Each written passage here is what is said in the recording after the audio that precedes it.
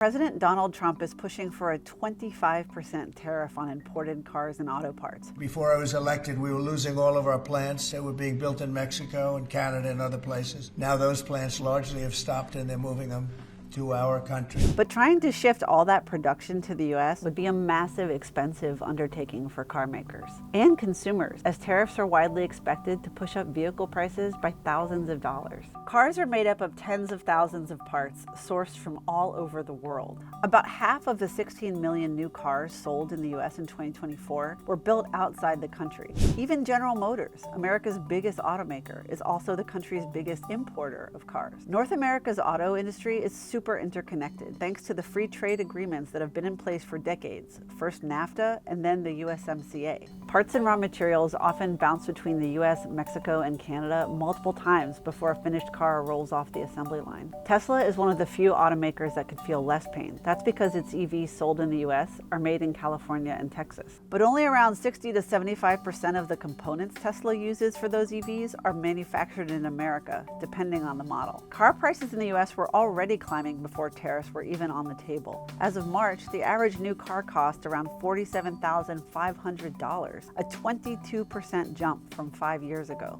And while we might not see price hikes right away, with people rushing to buy cars before the tariffs kick in, inventories may be drying up faster than usual.